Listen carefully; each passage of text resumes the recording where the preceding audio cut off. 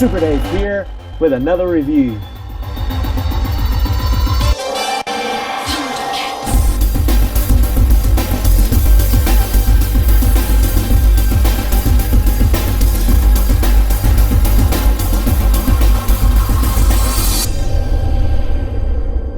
Super Dave here with another exciting Thundercats review, and today we're looking at technically a villain, but Grune the Destroyer was once a Thundercat, and then he rebelled and became one who betrayed the Thunderians, and so we're going to look at him first as a Thundercat because he comes with the outfit to do both.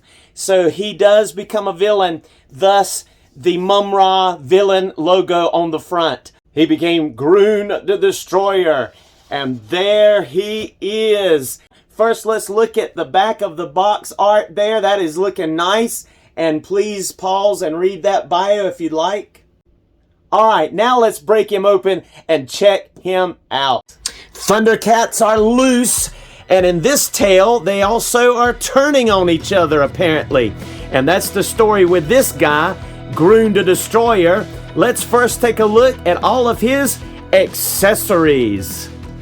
First, let's take a look at Grune with his good guy chest and belt armor. That's with the one with the Thundercats logo on it. He actually comes out of the box wearing his, I guess, villain chest and belt armor there, minus the Thundercats logo.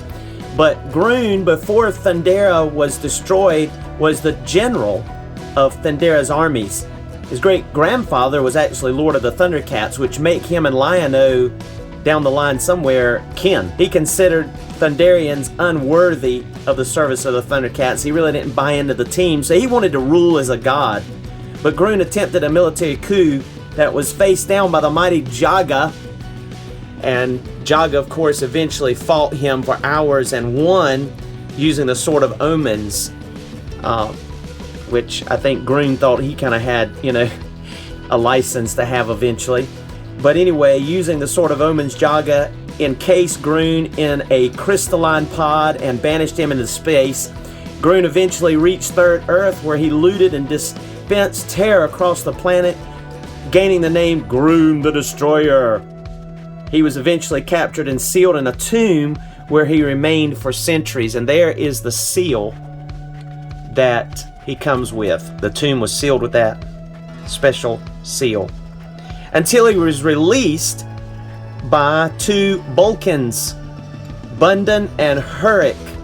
The Bulkans entered the tomb during a powerful thunderstorm in the hope of finding treasure, and in doing so they broke the magic seal, and he comes with the broken seal, and released Grune in spirit form.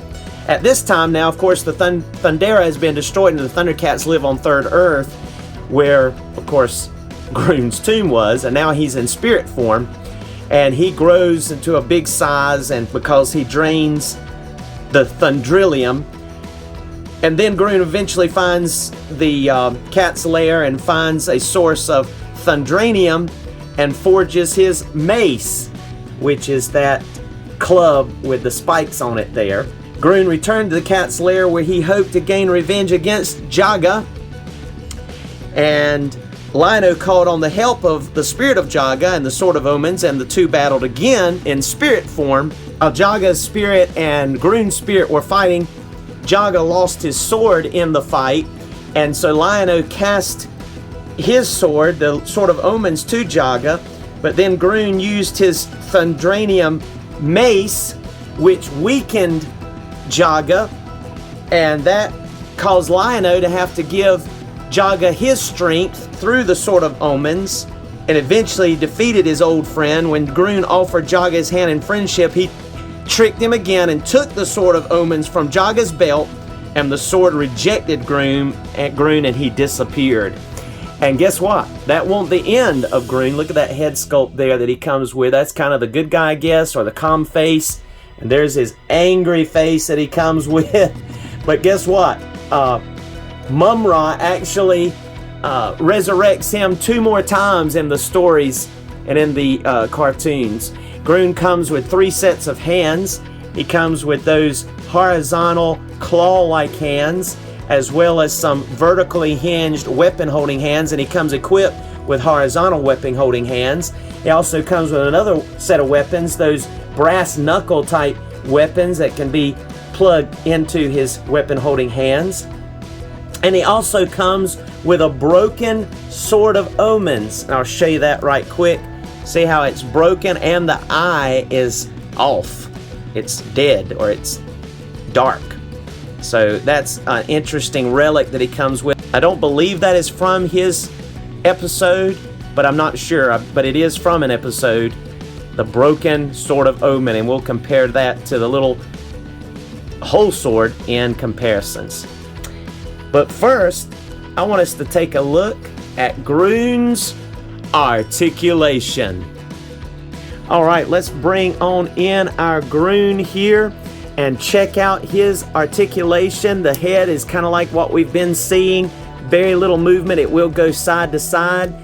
Virtually hardly no going up, looking up, or looking down either. And no tilt. It won't stay anyway. There's not not much going on there. I took off his armor so you could see this is basically a classics buck. That's what it is. And so he's got that ability to crunch forward about that much, back a little bit, not a whole lot, yeah, very little bit. And he does have the waist swivel. He does have 360 on that shoulder, bicep swivel, single jointed elbow, as well as the swivel at the elbow, hinges and swivel at the hand, and also equipped one of the vertical hinged hands over here. As you see, it also swivels and hinges vertically, as you can see there. That's neat. All right, going on down to the legs, he'll get full splits. He has thigh rotation, single jointed knees, as well as having that knee swivel there. He's going to be able to get full tiptoes. Goes up a little bit. That guard blocks it from going up, but he does get excellent rockers, and he has peg hole in the bottom. So all of that works out good. And let's go ahead and dress him with the villain version, and you can see how that buckles in the back, at the top and the bottom, at the belt and at the chest armor there on the back. So you're just going to dress him like you would anyone else. You're going to put that through his arms, through the front there, and then just kind of work its way. It's soft rubber and it's pliable, so you're going to be able to just kind of pop that over there. Kind of helps to get this head out of the way so that it don't hit the hair. So we'll go ahead and buckle this one, and then buckle the bottom one, and voila, there you go. And that's the one without logo on the front, as you can tell. And so when you have this armor on, it is going to restrict his ability to crunch forward, and he pretty much didn't crunch back anyway, so it really doesn't restrict anything else. And you can technically still get him a little bit forward even with that on, so that's not too bad. I think that looks good. And so our Grune is ready for action. So let's go on over to our outside area and look at him compared to some of the other bad guys and good guys in comparisons. And here's Grune next to Tigra fighting. He just punched with those brass knuckle weapons, and Tigra dodged it there. You can see Grune wearing those brass knuckle type little weapons with the spikes that slip right onto his weapon holding hands, and that is really cool. Neat.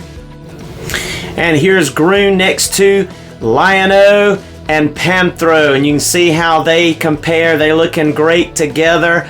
All of these match up great, and they're fighting to the bitter end. Looking good. And here's our Grune next to Slithe and Monkeyin, and he's fitting in well with these as well. I don't know that he necessarily fought beside them. Of course, we know Grune grew to a big size in the cartoon after getting some of that Thundrillium, but there we go. Really cool.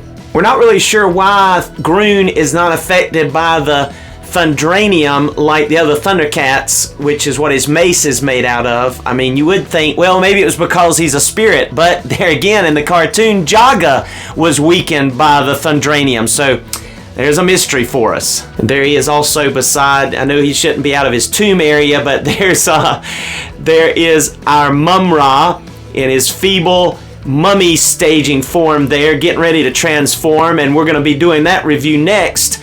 Mumm-Ra the Ever-Living, after he's transformed from this form, so stay tuned for that. And here is Grune and Jaga going at it. Like in the cartoon, they were both in spirit form as they fought. But let's also, while we're looking at this comparison, check out the Sword of Omens compared to the broken Sword of Omens that Grune came with. And here you see the short Sword of Omen with the eye awake, and then the one Grune came with that's broken. The tip is broken and the eye is asleep, or is, I guess it's actually dead, or it's gone. Now you can tell that the hilt, there's a discrepancy there with the hilt being longer on this one than on this one. And then you can also see that we get a different shade of silver every time we get one of these, whether it's the one wrapped up with that we got with Mumm-Ra, or this one that's broken that we get with Grune. So there's a little variation. You see how short that handle is if you line it up, but the eye here has been silenced. It's dead. It's no longer on. And here you can see the eye is closed, but it's there. All right.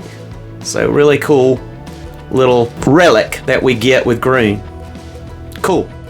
And here is Grune next to Captain Cracker and Polly. And then, of course, there is new Eternia Skeletor. And I was beginning to look at this and was like, wait a minute. That looks mighty tall next to that 7-inch Skeletor. So I decided to measure him. So let me show you what I found here. Our Grune is actually 7.5 inches tall. So he is a tall fella. He is a tall fella, and that's from his feet all the way up to the crown of that helmet. And then here lastly, our Grune next to our Marvel Legends Build-A-Figure Rintara, which I love this figure. He fits in with all the classics and MOTU and Thundercats, plus a Club Grayskull Merman, or Classics Merman, to go alongside of Grune. And so you can see how these fit in great, being that Grune is again one of those obscure figures, not necessarily the best known figure. You could use him however you want to in any of your lines that are in this scale or in that time period type, mythos, and you could enjoy it. And thank you so much for joining us again for this Super Dave review as we looked at another Thundercats villain. Please come back and see us again. We're going to review Mumm-Ra the Ever-Living soon here, and appreciate you liking this video if you enjoyed it. Comment, subscribe if you haven't, and we'll talk with you next time. Enjoy some of these photos in the photo gallery.